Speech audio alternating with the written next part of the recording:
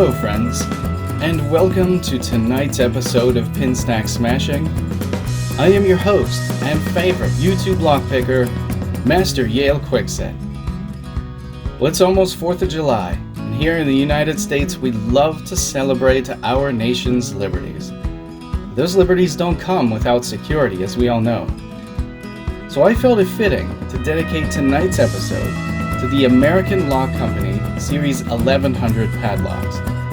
The American Lock 1100 series is a great, moderately challenging lock to move on to after spending a fair amount of time with simple pin tumbler standard pin locks. Now in the 1100 series, this particular lock is the American A1106 BLK. This is a rekeyable pin tumbler aluminum padlock. It features a 1.5 inch wide black anodized aluminum body, a 1.5 inch tall 1/4 inch diameter chrome plated boron alloy shackle, which has superior cut resistance. And the anodized finish makes this padlock suitable for lockout in food processing facilities. The corrosion resistant finish is ideal for tough environments.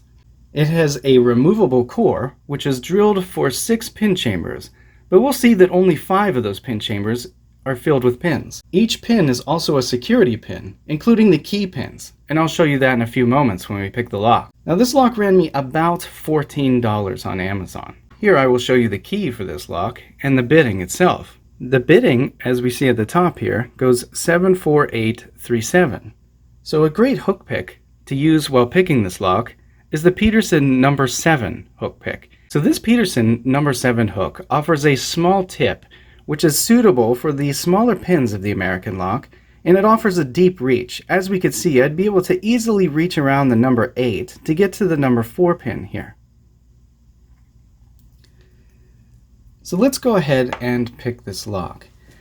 Now I found that the best method for picking this lock is to simply go down each pin stack until you hear a faint click. And the reason why we're doing so is because of the serrated pins and the serrated key pins. You want to be very, very careful that you're not oversetting the key pins because they're kind of hard to unset. I'm going to be using moderate to high tension here on the tension wrench. Now if you're going down the pin stack and you're pressing up ever so slightly and you don't feel a click and the pin feels kind of jammed, just move on to the next one because that means that the pin may in fact actually be set. If you feel that all of the pins are springy and nothing is binding, you could have already overset one of the key pins, which I found is sometimes the case even before even trying to pick the lock. So sometimes why I have a wave rake sitting here is because it's best to simply rake over the pins first before attempting to pick the lock. So let's start with pin 1. Actually, let's get a little bit closer here. It's going to be kind of tough to do in the viewfinder. There we go. Nice click on 1. 2 feels springy. 3 feels jammed. I'm going to move on to 4.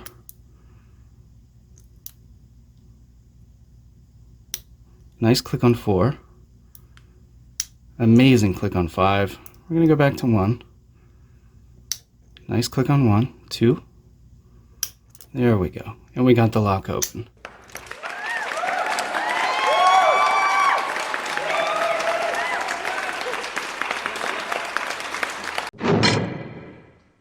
This tool here. Now you can kind of see down inside the shackle hole here, we can see that there is a Phillips head screw hiding down inside there. So I'm going to unscrew that. Well, at the same time, I'm going to be putting pressure on the back here because this is a female bolt here which will fall out, and the trapdoor will fall out as well. So I'm just going to hold on to that so it doesn't fall out. And we're going to unscrew the bolt from here. This is a machine bolt, as you'll see when I pull it out. There we go. Take this bolt out here. And we'll see that the female bolt, if we flip this over and put our thumb on the trapdoor, the female bolt will come out. And you'll see that it's shaped like a bolt, but it has a hole for the machine bolt here. Make some room here for this. And what I'm going to be removing next is called the trapdoor. It's this silver plate here which is holding the core into the lock. And then finally the core itself. Now there's another piece inside of there. It's supposed to help for shimming, but I'm going to leave that in there. So essentially to me, the body of the lock is now empty. So let's take a closer look at the core here. We'll see that the core is made out of brass. We'll see that it is in fact drilled for 6 chambers. And we also see that there is a C-clip holding it together, basically. It's a copper color. It kind of blends in. It's a little bit hard to see. I'm going to take that off now. Now, whenever you're rekeying a lock or taking a core apart, it's best to have the correct tools for the correct job, which I don't have. As you see, I've just used my pick to get this C-clamp off. That's why you'll see some of my tools may be bent in a strange way. There we go. Here's a close-up of the clip here. What I'm going to be using next is a 3D printed plug follower that I made in CAD, which I will be sharing the G-code with if you check the description of this video. Also going to be using the key. Now that the C-clip's removed, I have to hold this in a very careful manner so that the plug doesn't fall out. So what I'm going to do is put the key in, and I'm going to turn this all the way around. Okay, so I'm just going to make sure that the pins are facing a sideways direction. And the reason I'm doing so is because, see the way this is shaped? Obviously the driver pins and the springs are inside of this part of the core itself right here. Now you don't want them to shoot up in the air or anything, so I'm going to stick this follower in. I'm going to go pretty quickly here. There we go. As you can see, all of the key pins are safe and sound inside of the plug here, and the core now has the plug follower in it. Okay, so what I'm going to be doing is using my finger, covering all of these holes here, except the last one, and I'm going to flip this over and let the key pin fall out. There we go. I'm going to do the same for the next, and the next, and the next, just ensuring that I keep them in order when they come out.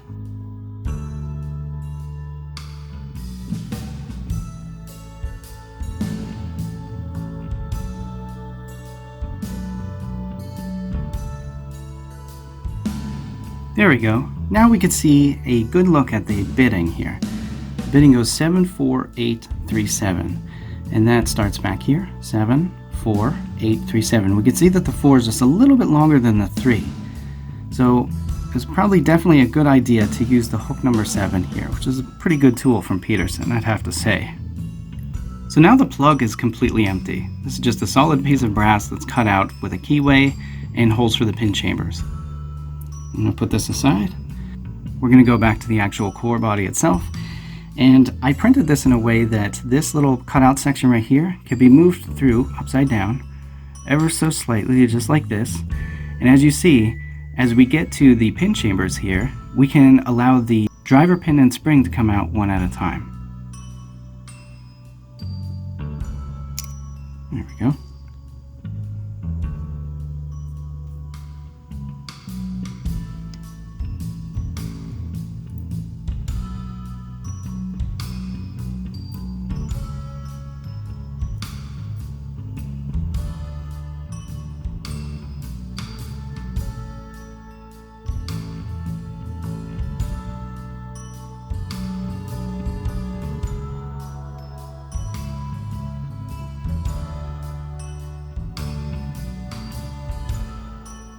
Okay, so now the core itself is also empty. It's just a solid piece of brass with 6 pin chambers. I'm going to put this aside. Not bad. Alright, so let's get this out onto a tray. Nice. Okay, so let's first take a look at one of these key pins here. Alright, so this is a very super close-up look at the serrated key pins that come with the American locks. As we see, those 2 lines right there, or ridges, can often cause the key pins to bind high up into the pin chambers, causing them to be what we call as overset. So let's next take a look at a driver pin. This is the most common driver pin in this lock.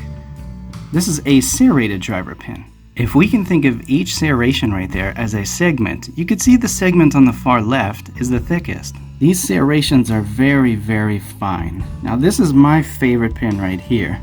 This is a typical spool pin that's been enhanced with serrations. As you can see, the large part on the bottom and the top have added serrations, which offers this pin stack a lot more security.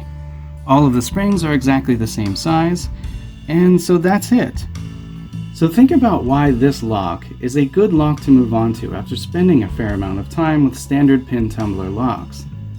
Well, it might not make sense at first because of all of the security. I mean, we have serrated driver pins, serrated spool driver pins, serrated key pins. That's not something to easily move on to after spending time with standard pins. So what actually makes this $14 Amazon lock beneficial to a lock picker?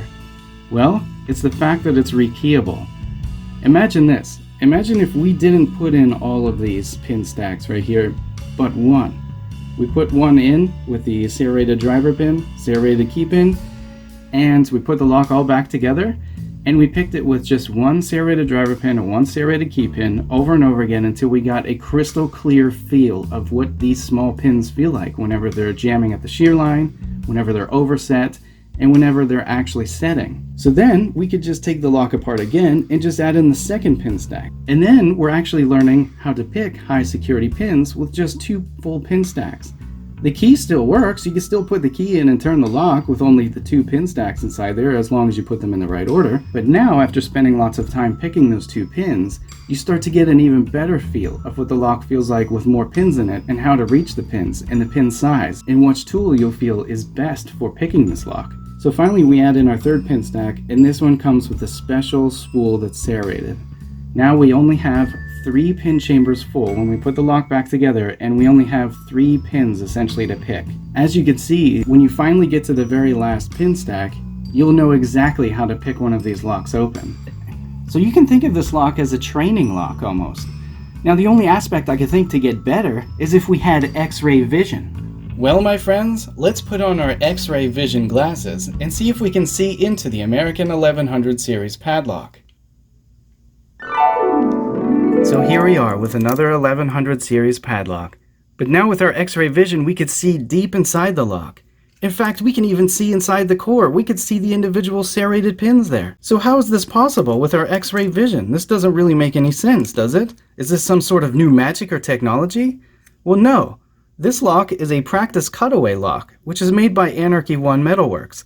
If you simply do a Google search for Anarchy Won Metalworks, you can find a lot of this person's work. They're based out of Canada. They offer fast shipping, and their work is incredible. This work is absolutely gorgeous. All of the machined away parts of this lock are really smooth. The parts that are machined out are all the essential parts for you to actually see what's going inside of the lock. As we can see here, there's ball bearings. We can see the actuator at the top. We can see the core.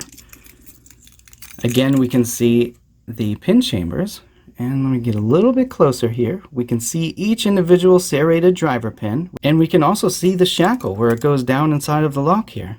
So this beautiful piece of engineering and re-engineering is a way to learn about picking high security pins, such as serrated pins and serrated spool pins, as we can see exactly inside the chamber what's going on as we're picking the lock itself.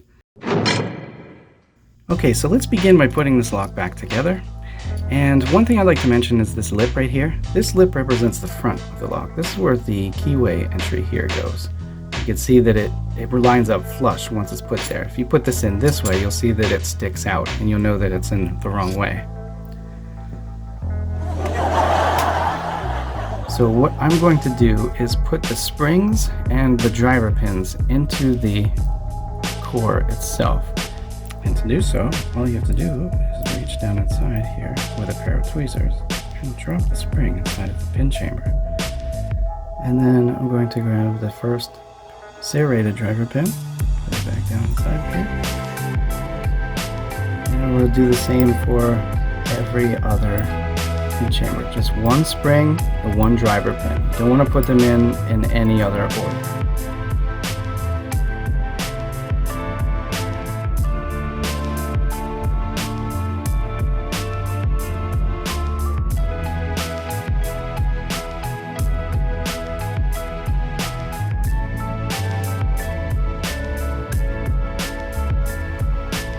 Okay, once I have the core filled with the driver pins and the springs, I'm going to lay it down gently so that they don't fall out. So the next step is to simply put the key inside of the plug, and we're going to place every key pin back inside of the little pin chamber hole. And the reason why we keep the key inside of here is to ensure that each pin lines up flush, perfectly flush with the top of the plug itself while the key's inside. This way we ensure that we're putting the pins in the exact same way as they should.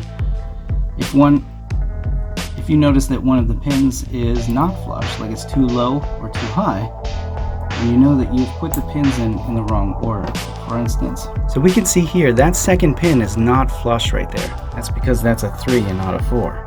So let me move that. Now if we drop a 4 inside of that same. So now if we replace that 3 with a 4,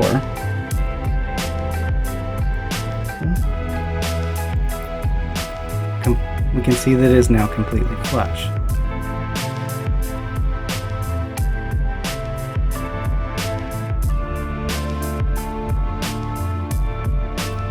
Okay, great. Now that the plug is filled, I'm going to put the plug back into the core. I'm not going to be using the follower here. I'm going to slide this just like this, very gently. And I'm going to turn this ever so slightly. And I'm going to replace the C-clip here. The C-clip you could just put on with your fingers. You don't necessarily need a tool.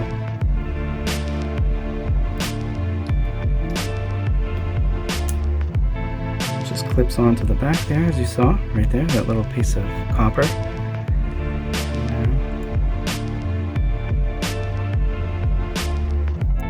And that's it. The core is now complete. Put the key in and turning it, and it's working successfully. I'm going to now replace the body of the lock with all of its contents. The first thing I'm going to do is line this half circle piece up right here with the half circle that's down inside of there. Place this in this way. Next piece I'm going to put on is the trap door here. And then I'm going to place the female bolts right here, directly inside here, and then the male bolt goes inside. And then I'm just going to use the same screwdriver here to tighten up the screw. There we go. I'm putting pressure here on the female bolt here just so everything lines up great. There we go. Test the key, ensure that it works. It definitely does work. And that's it. So the last thing I'd like to mention is this homemade pinning kit right here. I went to my local craft store and I purchased this case here. They came in a pack of 3 for about $7. I used my vinyl cutter and placed this logo on here so I knew which pins these were. And I used a label maker and labeled each one of the little trays. I then purchased the pins in little sets for about $15 to $20 on Amazon and dropped all of the pins inside of here. And what this does is, this allows me to rekey any of the American locks as I see fit. So if I want the lock to be more secure, I can add more of the high security pins. If I want it to be less secure, I can use a simple straight bitting where every single one of the keys is the same number, like 4. Remember to check the description of the video so that you can get the G-code for this simple plug follower, and also a link to the Anarchy Won website where you can get your own cutaway Series 1100 lock. And with that, the night has now come to a close. I hope that you enjoyed this episode of Pinstack Smashing. Again, I am your host and favorite YouTube lockpicker, Master Yale Kwikset. I hope that you have a good evening, friends, and good night.